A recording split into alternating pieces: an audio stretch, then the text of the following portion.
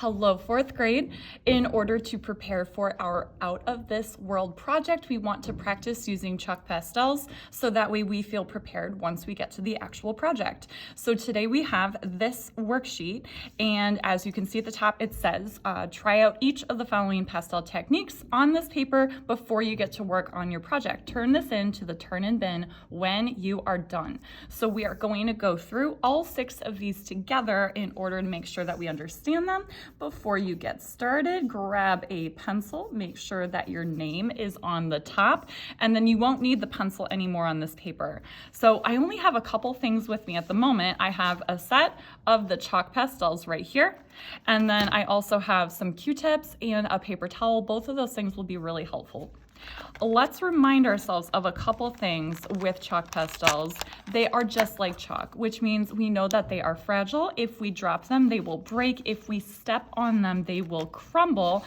We do not want that to happen, mostly just because of the mess that it makes. If we break one by accident, obviously that is fine, but we definitely do not want to do those things on purpose. The other thing that we want to keep in mind, chalk pastels are messy. They are going to smudge really, really easily, which means you might want to push your sleeves up so that they don't drag in the chalk pastel while you are working. And we want to make sure that we're working carefully so that we're not smudging and making big mistakes. Lastly, the chalk pastel is going to create some dust when you are working on it. That's normal. I do not want you to take a deep breath and blow the chalk pastel across the table. That is not safe for the people who are working around you. If you need to, instead, you can take your paper and you can gently shake it out over one of the garbage cans in the room. So those are some things that I want you to keep in mind. All right, so the first technique that we have here is blending with the pastel only. So blending means that we are going to transition from one color to another really gradually. Pick colors that are similar. So you do not want to pick like red and green. Those are not similar. You can pick red and orange. Those are similar. Basically, if they are next to each other on the color wheel, that will be a good thing to blend together. So to blend using only the pastel, I would recommend putting down a little bit of one color, a little bit of the second color on top of it, and keep going.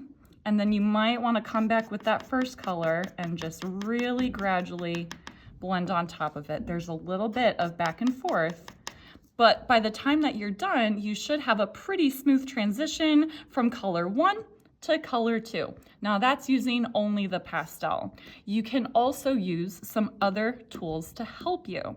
So let's give that a try. I'm gonna keep using the red and the orange just so you can see a difference, but I'm gonna go ahead and put some red down first, some orange down right next to it, overlapping just a little bit, and then I'm gonna grab a Q-tip and I am going to use that to help me blend the colors together. It makes it a little bit smoother and a little bit softer, but also lighter because the Q-tip is going to pick up some of the color. Yeah? All right, now for layering, I'm gonna switch to different colors for layering just so we have a different example. For layering, you are gonna put 2 colors on top of each other in order to mix colors and make a new one. So I'm going to use this yellow and this lime green in order to make an even lighter green. So in order to do that, I would like to first, I'm gonna make sure that my chalk pastel is clean because that happens sometimes. We don't wanna mix colors unnecessarily. You can just wipe it off on a paper towel. I'm going to put yellow down first completely, and then I'm going to layer some green right on top of it in order to make an even lighter green. You can see how they are different, so that's layering and covering them completely, and that's how that's different from blending. All right, so to move down here to side stroke, the nice thing about chalk pastels is that you can use, of course, the top of the pastel to draw with, as we have been doing, but also you can use the side and you can drag it on its side. You get a different texture that way, and it's also a much broader stroke. So it's good to give that a try as well. All right, so for feathering, this is always a fun one. For feathering, I'm gonna go with this blue.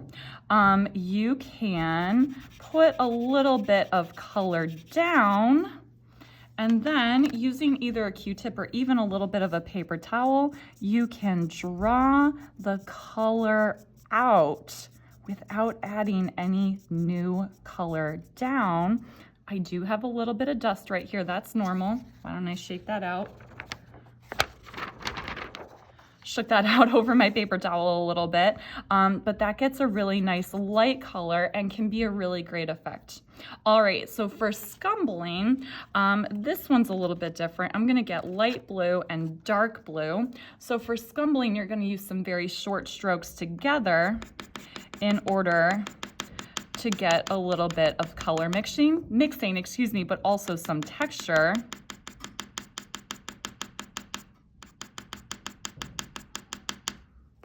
And again, there is a little bit of back and forth with that, but it has nice texture and it also does a little bit of color mixing. So when you are completely done with this worksheet, you will make sure that your pastels are back in their container. You can dump out your paper a little bit over a garbage or paper towel, and we'll throw our materials away. Many of us will probably need to get either a damp paper towel or sponge to clean up any of the dust that we have on the table. Good job, everybody.